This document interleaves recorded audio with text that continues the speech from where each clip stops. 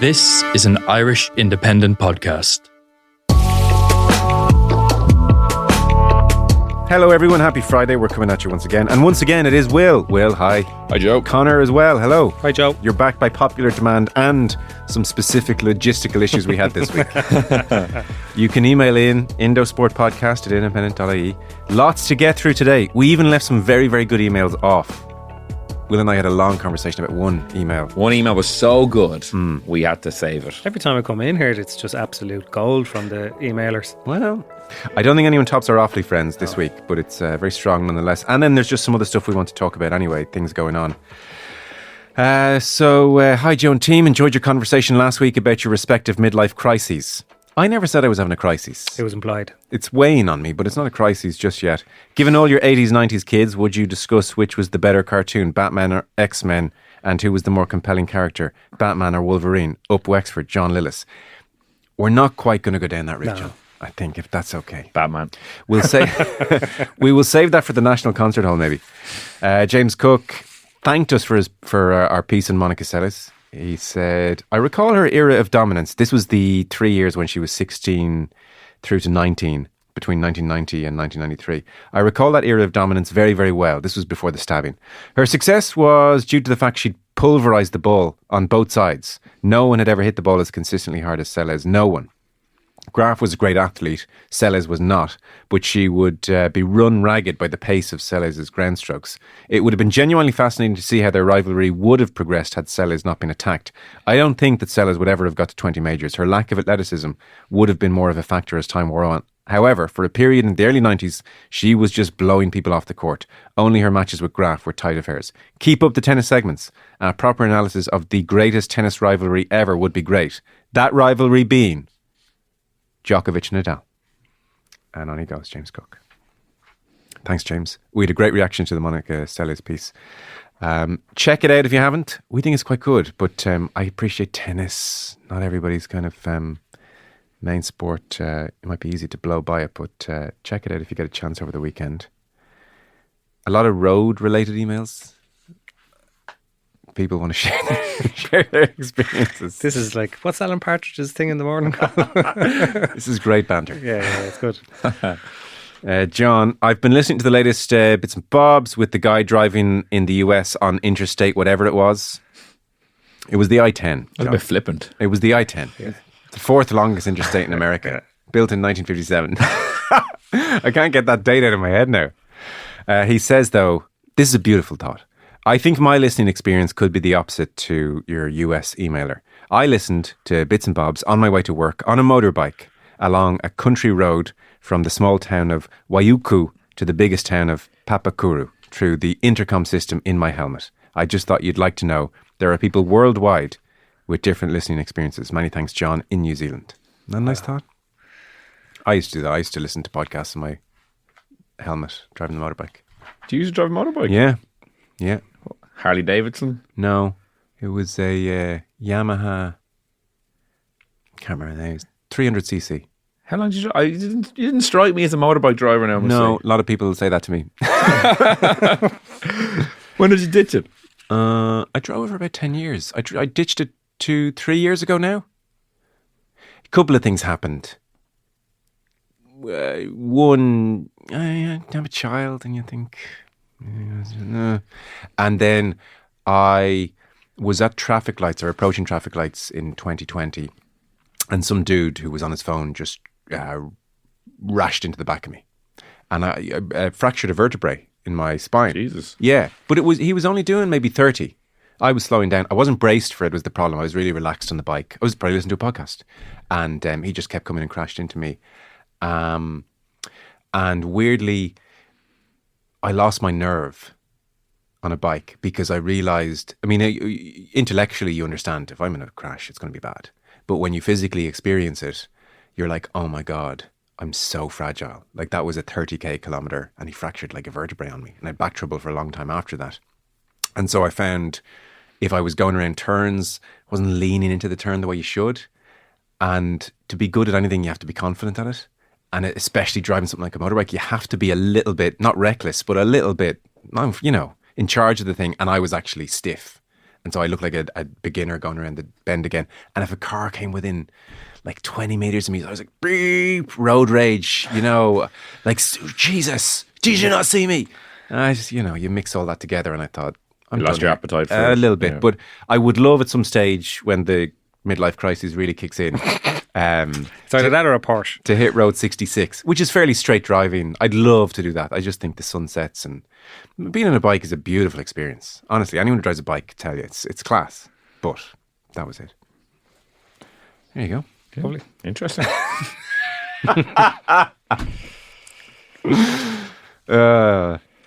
One more American email and then we'll get into what's happening. Fellas, I'm shocked. Back on Bits and Bob's podcast around Christmas, you mentioned your American listeners and their locations. It was a quiet week, all right? One individual in Kansas was mentioned, and then I was thinking, the lads will have to mention me listening in Wisconsin. But no, not a mention at all. Surely I'm the only Irish person listening in the dairy capital of America. If not, please let me know. Like the fellow Irish lad driving on the I-10 in Texas. See, he knows the I-10 because he's American. I too commute on one of the longest highways in the States. I drive on the I-94, which is 1,580 miles. Of my 10 commutes each week, I listen to you guys 9 times. I'm afraid the 2 Johnnies pip you on a Monday morning. Oh, that undoes all the 9. The email was going so well. It gets worse. I've loved the show from the get-go, especially the input from my fellow dub, Colm Keys. We're going to let Meath man Colm Keys know you like him. All the best from Wisconsin. Kieran, formerly of Dublin. Kieran, we have run the numbers for you. Just last week alone in the dairy state, we had 56 individual listens. Not listeners, but 56 And he's listens. responsible for 9 of those. He's 9 of them. Yeah. So now we're down to what? 47. 40.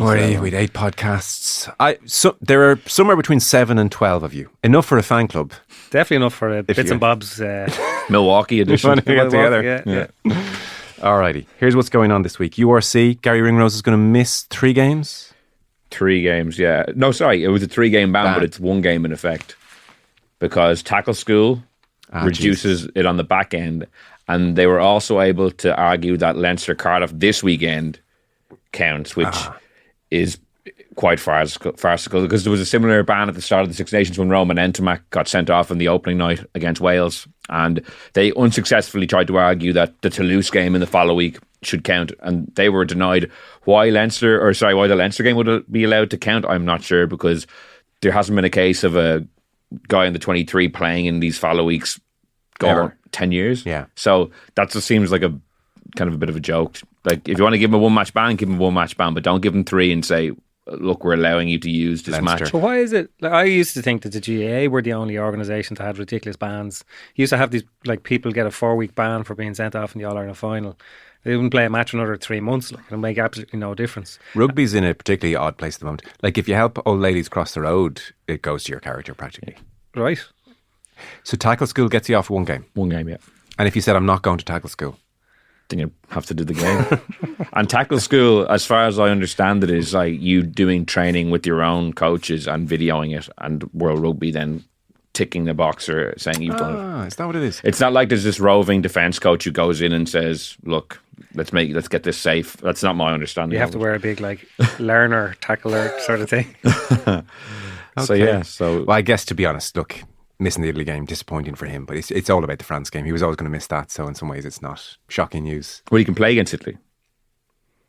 Oh, because 1 is Leinster, 2 is Yeah. France, 3 is tackle school. Yeah. All right, okay. But that's completely gaming. Like, how on earth the Leinster game can be used? Like, if you're going to ban him for 2 matches, minus the 1 for tackle school, he should be banned for 2 matches, especially because Entomac wasn't allowed use Toulouse. I think there's a fair argument, actually. If you're banned in the international arena, you serve 3 international matches minus the 1 for tackle school, and if you get sent off for Leinster, it's 3 club matches. Potentially, Might be cleaner. You wouldn't have this farcical situation arising. I just feel like the people making this decision should have the scope to say this Cardiff game he was not going to play in. Like the history, going back over 10 years tells you he was not going to play in this game. I know, but you get a good barrister in there. He was absolutely going to play against Cardiff. That must be the hearing started at 9 a.m. yesterday and only was finished at 5:30. Yeah. So that guy got his day's work. Like, I'd say Leo calling it a chart up, but this was the Ringrose plan for Cardiff. Because if you look at the Leinster team that was actually picked today, it's such a young team. Like the idea that like they needed Ringrose to anchor the thing, solidify it. So that's that. We did have Andrew Conway on yesterday talking about Felix Jones, which was fascinating,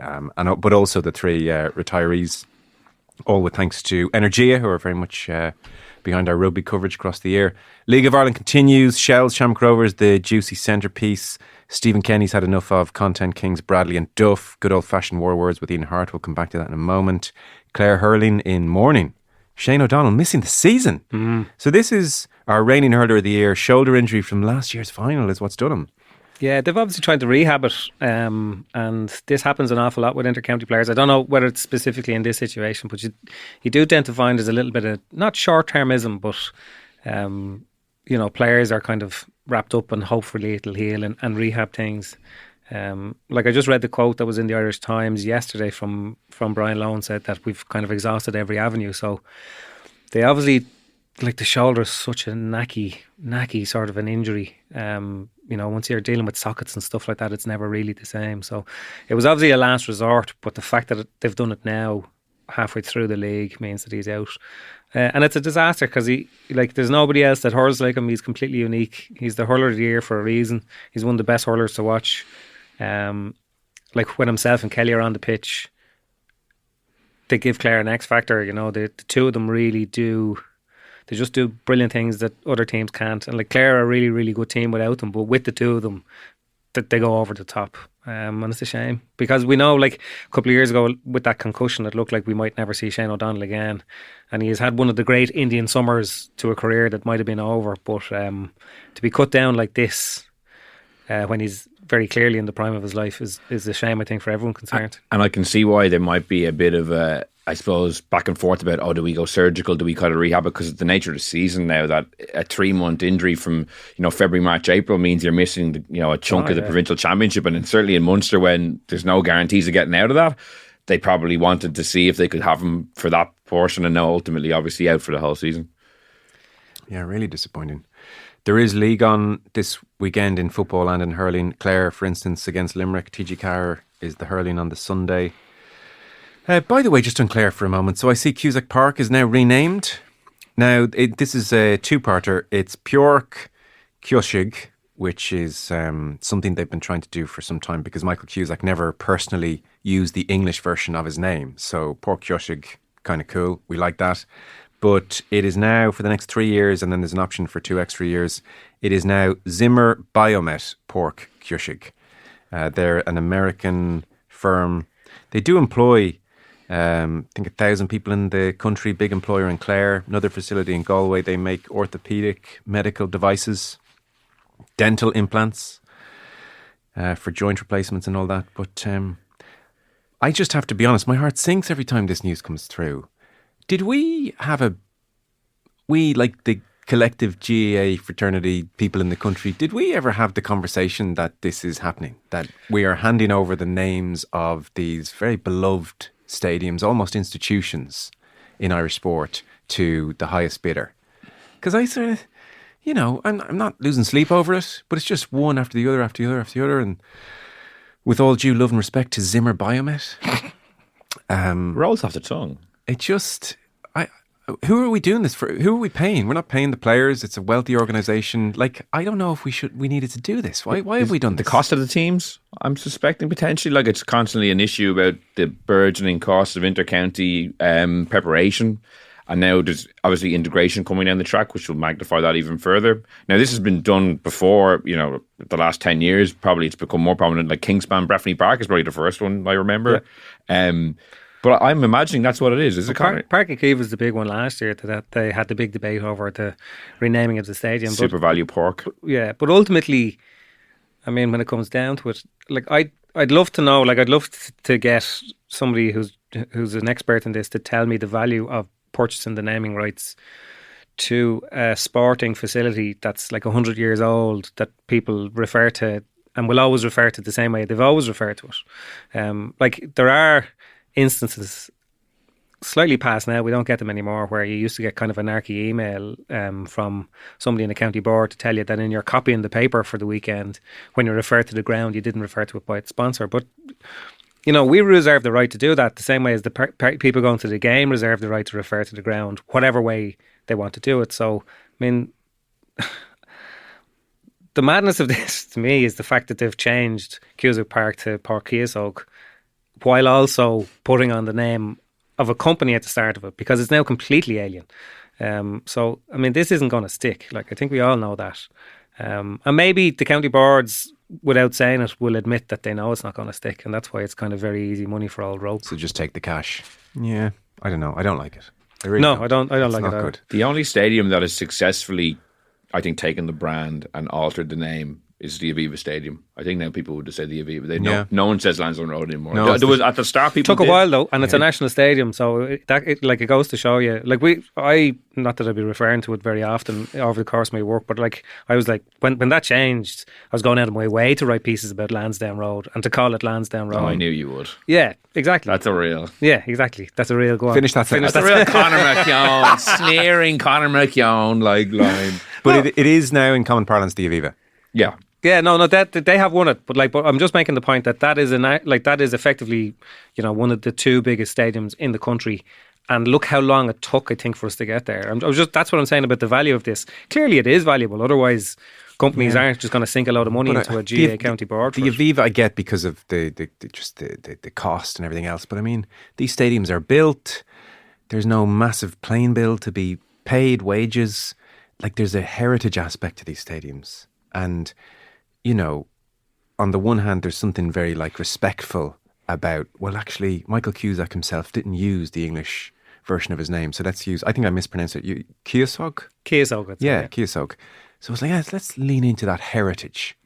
And I'm like, lovely. Oh, at the same time, let's stick, I forgot what they're called. Hans Zimmerman. Well, like, whatever. Like, why are we sticking that in front of it? It's terrible. And you could argue that the negative backlash to the decisions actually creates like a negative publicity. Like, you know, when Super Value Pork was announced and that all kicked off, I doubt Super Value were sitting back being like, oh, we really are getting our good value for money here. Like, in certain instances, such as the backlash, that the brand actually gets the opposite to what they wanted. Is it just, what's a Semple Stadium now have? There you go. That's a good question. It's like 3 letters, isn't it? Yeah. FPD? No. Jeez, I can't remember. Does the Hyde have anything? No, I don't think so. Okay. McHale Park has something. What is it? Elvery's. Yeah. Yeah. Yeah, I don't know. Will Croke Park ever be sold? Well, that would be the big. This came up in conversation. I think Peter McKenna was asked about it when the Páirc Uí Chaoimh situation was unfolding. And they kind of said, no, one thing we'll never do is, but like, why is that more valuable than Cusack Park? Yeah, maybe, I suppose just because it's like effectively the home of the GAA, but like ultimately county boards, like the GAA has a weird setup insofar as a county board's sort of financial affairs are very much its own business. So, you know, the more money it can generate, the more coaches it can employ, the more it can put into its teams, all that sort of stuff. So it's not as if like they get to the end of the year and go, look, we have enough money. There is this company that's going to give us a couple of $100,000 just to change the name of the stadium, but we don't actually need it. Whereas I think Croke Park at central level, you know, it could generate any amount of money really, and it probably gets to pick and choose which of these sort of soul selling avenues it goes down. But I mean, who would the GAA to be turning down kind of a couple of million a year for the sake of I get it. changing the name of the stadium? Not completely unpractical, I get it, but these are they're part of the fabric of the, you know, our national Cusack Park games. is one of those grounds as well. Like it's about 10 years ago now, like before the kind of the fall in the whole economy. But Cusack Park was one of those venues, and there was a lot of them around the time where there were plans to sell it up and for the county board to kind of move to a purpose-built stadium, a nice little dinky sort of refreshed stadium on the outskirts of Ennis. And I remember around the time a lot of county boards were very much pro this idea because they were going to get so much money for this prime property in the centre of their town. But Cusack Park is one of those GAA grounds that's smack bang in the middle of Ennis and is great for that fact. I will take kind of central and ramshackle over, a satellite ground out near a roundabout in a business park any day of the week. I suppose when you take it from that point of view, that from a practical standpoint, county boards were quite willing to actually not only change the name of the ground, they're actually willing to knock it down and move somewhere else, and that's kind of what it comes down to. It is an FA Cup weekend as well, by the way. So if you like your lunchtime Saturday Premier League, then on Saturday this weekend you'll have Preston against Burnley or Palace against Millwall. Evening game is City Plymouth, United Fulham on Sunday. Does everyone's heart sink when the FA Cup's even on? the way you're reading the schedule, that's how I'm feeling. Do we even do a Monday football show? Although it's tricky, the Premier League's over, isn't it? Like we're not even last day of February, it's done. Yeah, it was funny. Like I think the title of Monday's football show was the Premier League, or Liverpool end the title race, and then Wednesday was the epilogue. Another drop points from Arsenal, another win for Liverpool. Can you be more over than over? I don't know. Is the Champions League race the thing now? Yeah, because the Champions League, we've some really good last 16 ties, like Liverpool, PSG, the Madrid derby. Oh, sorry, I meant the race for top four. I don't. Jesus, if you're one of the teams involved, you might be. But like as someone just covering it or watching it, I'm top four never does it for me. Never for me either. Can Nottingham Forest hang on? Maybe a bit, but like who cares? Like even if you say Nottingham Forest fans might, sure, I would obviously. Yeah. No, I'm with you. I didn't start the season going, where did Nottingham Forest do today? It's not enough of a hook. Angry football people. This Stephen Kenny, Ian Harte war words is fairly it's pointed, it's real. It's not just been exaggerated in the media in any way. The genesis, well, it goes back further than I'd realised, because I didn't realise for Stephen Kenny's first games that Ian Harte was very critical of him, in charge of Ireland that is, but Stephen Kenny remembered. But the current spat started with Ian Harte doing like a Q&A on a betting website. And we think some of it's been taken down, but we have... We couldn't find a whole tranche of the quotes that people have been reporting. Yeah. But what's been left up is his opinion on Stephen Kenny, the manager. So this starts off with Harte being asked about English football and Leeds and all that kind of stuff, and then it moves on to let's ask about ERA. No, it's like that kind of a thing. So he says, I don't have a problem with Stephen. I don't. But I think he would always find positives in getting beat. This is him as Ireland manager. It's kind of a how will Heimer do post-Stephen. He'd always find positives in getting beat. Obviously, people who know football, people who've played football can see through that. And then obviously the fans cottoned on to it eventually. And I think he's found his level where he is. You know what I mean? I think he's a good League of Ireland manager. But international manager, don't think he was the best. So the other aspect to what Harte had said was that he basically thinks, on foot of Mason Melia and other deals like it, that Irish clubs are, quote, killing chances of certain players moving to England. And he referenced a player who had been at Rovers, and Harte said he was completely priced out of a move to a Premier League club. And he says it's wrong for Irish football to do that. You're killing young lads' chances. So this was all put to Kenny. And on the killing lads' chances part, he said, well, look, he's entitled to his viewpoint on that. Obviously, I wasn't party to the negotiations of that specific case he was talking about. But for some reason, he wants to have a personal go at me. I've never met Ian Harte. I've never had a conversation with him. I've never come across him in any shape or form. I've met his uncle, Gary Kelly, a good few times. He's an absolute gent. Really impressive man. It was interesting. My very first game in charge of Ireland against Bulgaria, Ian Harte was tweeting. The headlines after the game were Ian Harte was tweeting this and that. I was like, I know there are going to be a few people waiting in the long grass, but he's a bit early. The game hasn't even finished and he's tweeting. People do tweet during games, I guess. People were saying to the FAI, well, look, Ian is Robbie Keane's friend and he's been his teammate and he's upset. He wants to show loyalty. He wants to get after you. So I said, okay, I'm not going to respond to him at that time. But now I'm thinking, I'm a year and a half out of the job and he wants to have a go. Stephen's found his level. Why would he want to say that? What would be his motivation for wanting to bring me into the conversation? I find that strange. For him to use a betting company to try and get himself a profile, to try and attack me in some way, I think he's an empty vessel. Yeah. There's a couple of things that don't really make sense about that. Like, I mean, when you're talking about pricing players out of a move to the Premier League, as if like Premier League clubs can't afford players who are coming from the League of Ireland. Like, are League of Ireland clubs supposed to just be feeder, entities for players who want to go to England, and they should facilitate that by letting them go? Like football is a business. Ian Harte works in that business. He works for an agency. And like League of Ireland clubs are well aware of their place in the food chain. They're made aware of that all the time because we're so close to this big entity in England.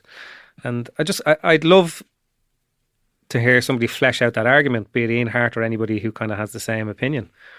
The idea that League of Ireland clubs should facilitate players going to England as opposed to Italy by dropping the price as to what they think the player is worth, that doesn't add up to me at all. Whatever about the stuff about the personal criticism, and there may be, it sounds like there's some sort of personal issues there on Ian Harte's part about Kenny, and saying the stuff that he said about Kenny, it's quite insulting, but at the same time, like, he wasn't a good international manager. The results bear that out. But like, that's I've read that a couple of times, and I found it hard to find a thread of Ian Harte's logic that League of Ireland clubs should sell players to England, to much richer clubs which use resources at a very sort of convenient price for the English club. I don't really see the sense in what he's trying to say there. And the comments from Ian Harte go to like comments been made by Stephen Bradley and Damien Duff about like agents and just valuing the players in the league more. And are these the kind of conversations agents are having with League of Ireland club? Like, you have to drop that price. This is way too. Geez, who do you think you are? Like, you try to charge this kind of price for this kind of player. It is interesting because that's been a particular bugbear of some of the managers, that we need to stand up and try to get our fair market value for these guys. Yeah, it ties into a thing, and I know Aidan Fitz was in here last Friday speaking about this when he was talking about Stephen Bradley in particular, and a piece that Dan wrote that's in today's paper as well. And I know the way that I think Aidan put it last week was like, who are the biggest voices in Irish football?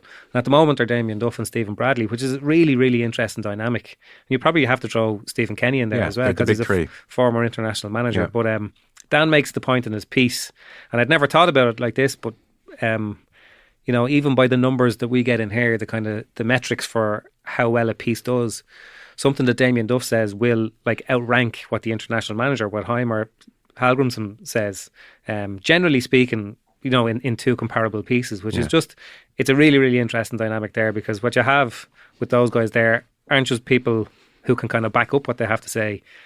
Increasingly, they have very interesting things to say. They're not just happy to kind of mind their own parish and say, well, look, I have a hard enough job here trying to win the league. Yeah. They're quite happy to actually point things out, wrongs that they see within Irish football and elsewhere, and that's a very valuable thing to have. Because and very nerve-wracking for the FAI, because two of the three of them are vehemently, publicly anti-FAI. Stephen Kenny less so publicly at the moment.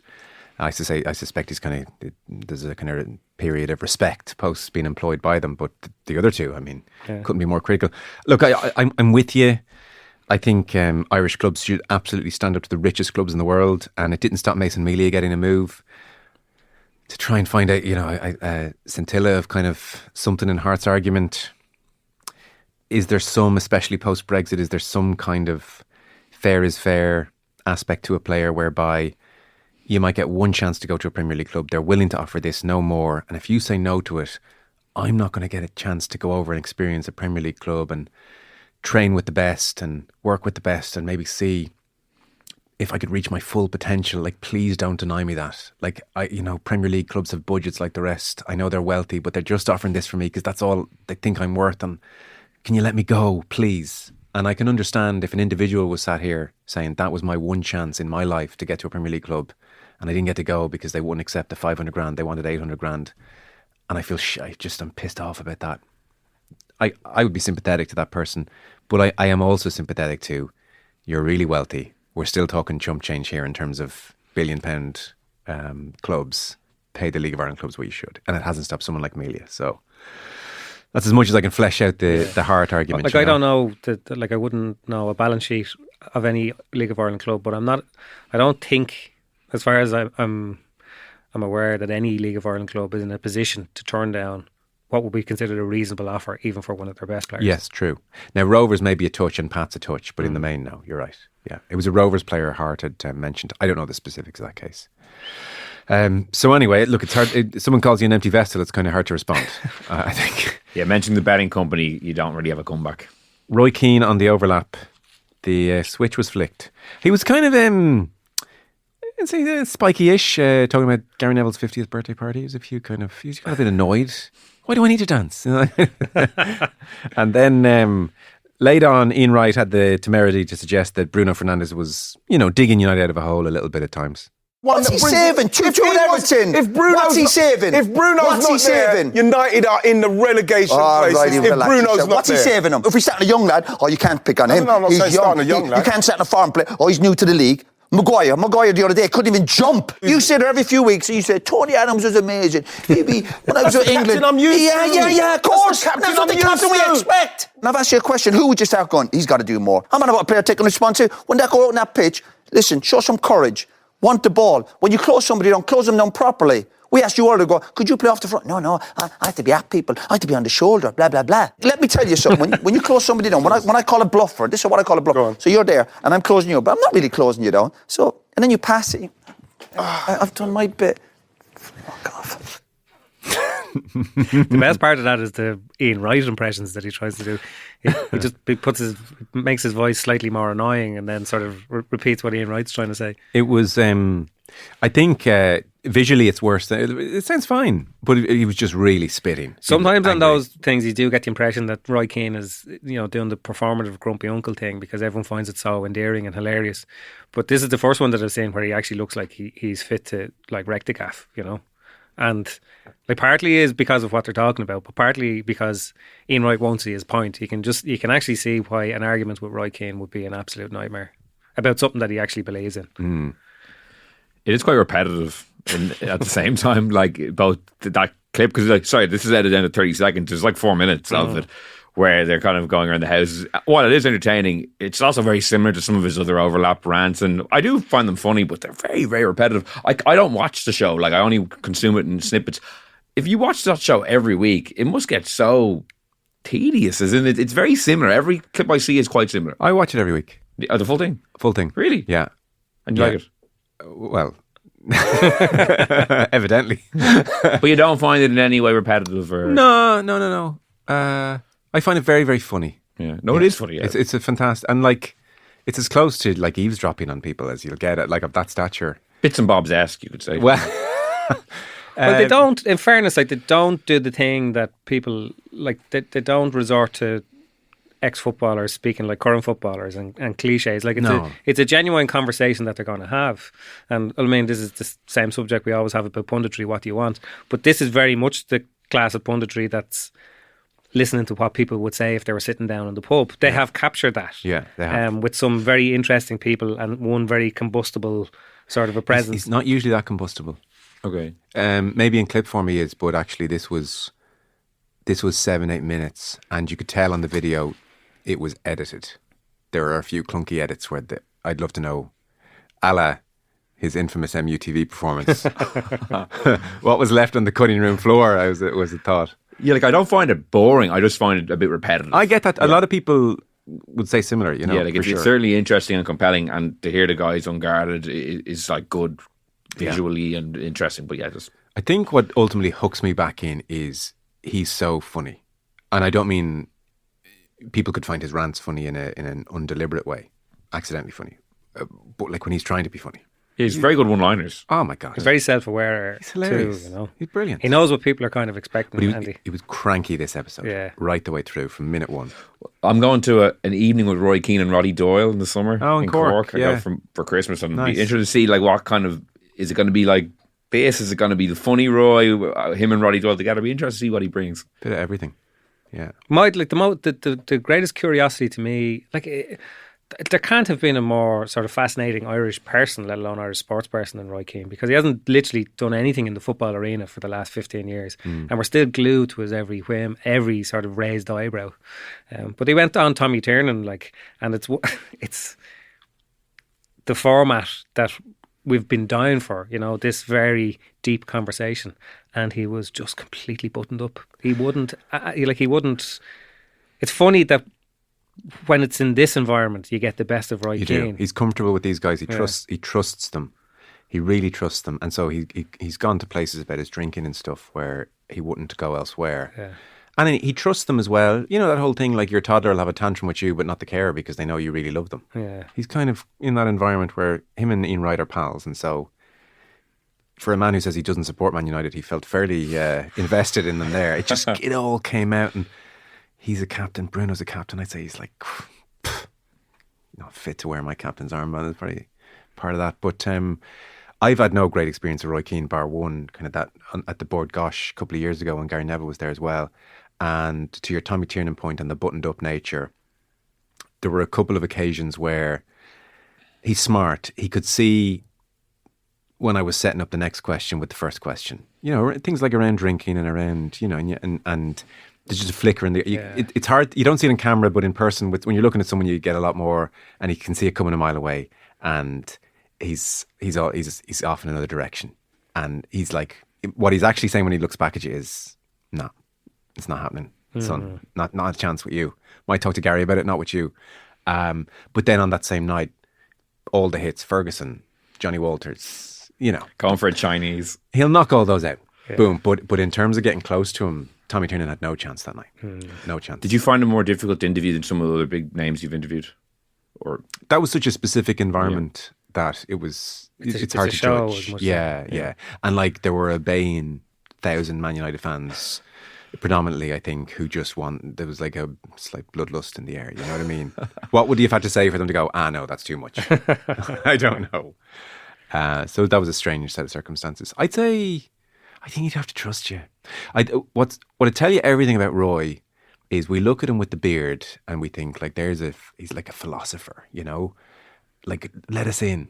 And when he did that walk with Gary Neville and his dog, Neville initially asked something kind of a Tommy Tiernan-esque kind of a question, and Roy said, Nev, it's not going to be, that's heavy. That's heavy. You're not asking me about, you know, and that was come on, not going there. But who knows how much is in there? Like Tommy Tiernan, I think, got frustrated at the end when he was like, what do you like about dogs? Yeah.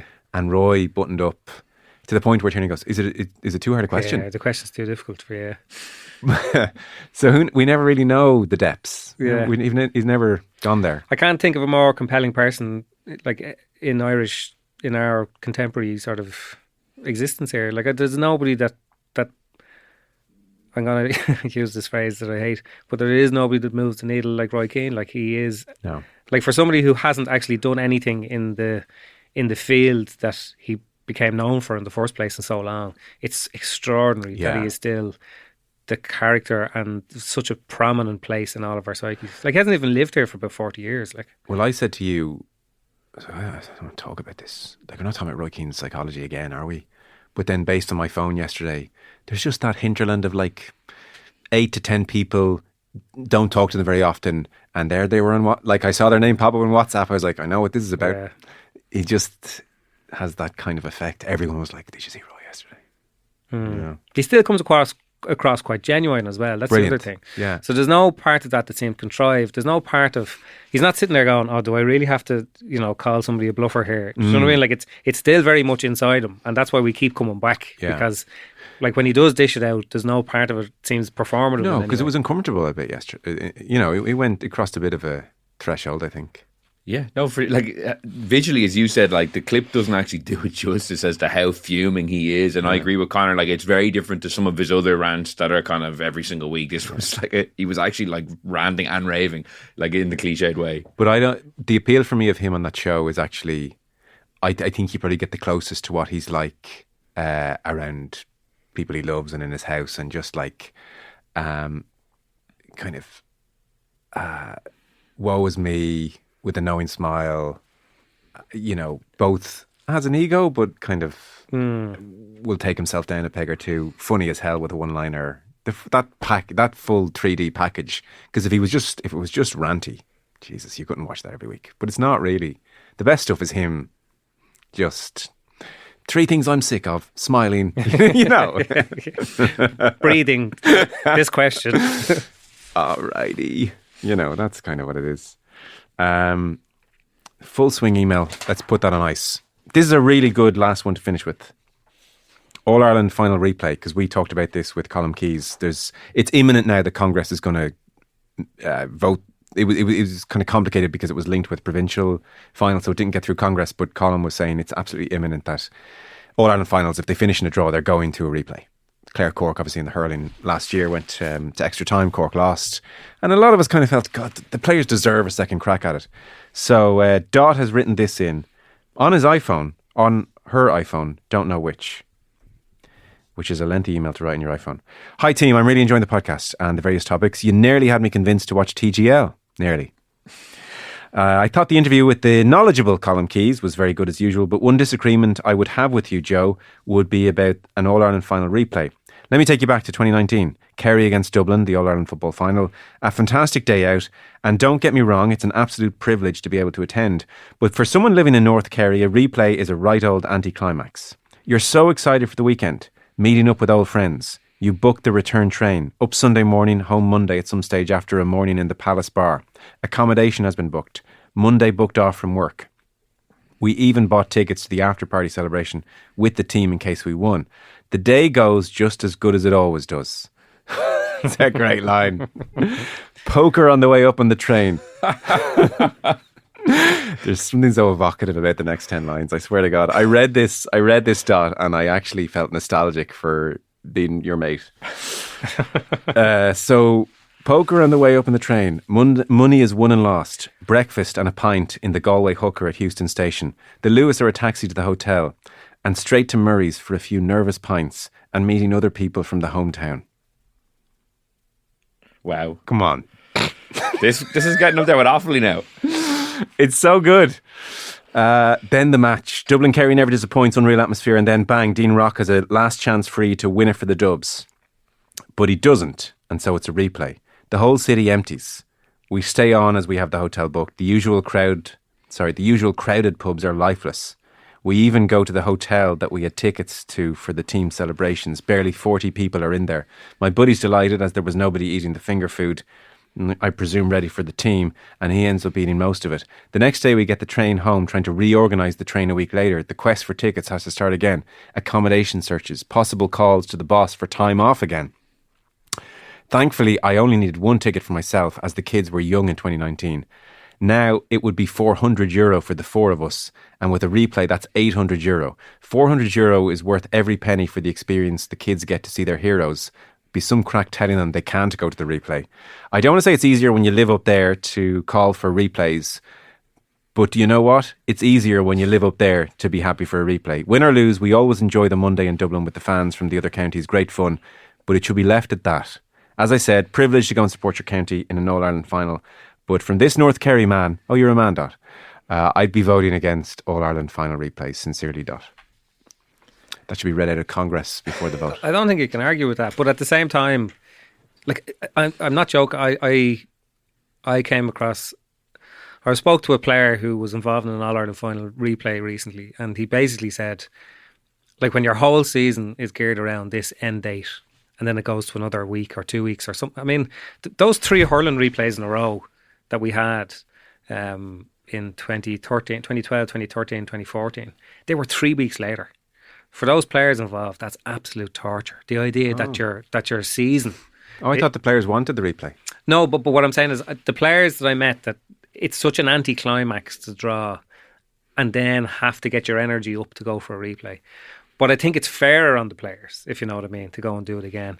And those All-Ireland final replays, they're different occasions. They are different. Like, they're kind of brilliant, but there's not the same kind... All that stuff that's outlined in Dot's email about people drinking in the same pubs and doing the same things and the same places that have the culture of the post-match, they're different. Saturday evening is a different energy to Sunday afternoon. Yeah. But even... Yeah. But, like, I think even from the point of view... Now, I would make the argument that a couple of the replays, All-Ireland finals, had better atmospheres, because you have to remember, when it comes to All-Ireland finals, I think that competing counties only get something like 18,000 tickets or something like that. And the rest of them go to clubs all over the country, and people come home from America, and there's, you know, it's an occasion that a lot of people go to that aren't actually directly supporting one of the counties. Whereas for replays, you tend to find that they get far more tickets because there's fewer of those kind of... day trippers, maybe, if you want to call them. So you get an unbelievable atmosphere for the replay. But it does take away a small bit from the sense of occasion. The occasion has already happened, you know what I mean? Even if they didn't give away the cup the first day. So which way are you voting in Congress? Sorry. I'm going to go for the replay because I just think it's fairer. Yeah, so am I. But Dot's, I'd vote yes with less certainty after. I stand with Dot after hearing that evocative. It depends on how much you win in the poker and the train. Yeah. If you're losing poker on the train, then you're down to 500. Do you know, this would make you hark for a Kerry Offaly final, so Dot and his pals could meet the Offaly boys from the Super Bowl. And as the confetti falls at the end of a drawn game. I just think in the Boar's Head they'd have a grand time together. This would be a meeting of minds. Yeah, I want to be there too. No, I'm going for the replays, and especially now that the All-Ireland final is so early in the year. In fact, go to a second replay as well to see can we knock another couple of weeks out. Yeah, there's a bit of that. Because when you remember, like a couple of those All-Ireland hurling final replays were in October. Like you were going to. Yeah, it was dark. It was dark, yeah. and it was. I was at the 2013 one, the Clare Cork one. Yeah, it didn't feel right. It was too dark. It was, yeah. We're gone beyond the point when cups should be kind of handed out or whatever. But we've plenty of scope now. Well, listen, lads, February's done. Oh God! The year is sprinting away from us already. That's us on this Friday. I think we put down 60 days in the new job now. He stopped counting a long time ago. So. Probation 6 months. That's us done. Anything to mention? Don't think so. No. Enjoy FA Cup weekend, I suppose. What game yet? Waterford and Dublin on Sunday in Walsh Park. All right. Does Walsh Park have a name? Not yet, no. Right. Or if it does, actually, it would be a useful exercise to ask people who are interested in the GAA, the 20 or whatever GAA grounds that have sponsors, and see how many of them they could name. That's a Sporkle quiz if I've ever seen one. I don't think many of us could get beyond sort of 3 or 4. TEG, that's Westmeath, isn't it? Yeah. Chadwick's Wexford Park. Yeah. Kingspan is obviously... Shit, what is it obviously? Breffni. Yeah. The Ulster ones? No, listen what we're doing. Armagh's Boxit something. Boxit Athletic Grounds, yeah. What's Pierce? No, nothing. Don't Clean. so. What's Connacht's? Cedar. Cheddar. Cheddar, yeah. Kilkenny? UPC. A lot of them, the 3 letters is tough. We're limping to a finish. Yeah, sorry. They say finish strong. Keep this in. Leave them wanting more. All right, lads. Thanks, Mil. Okay.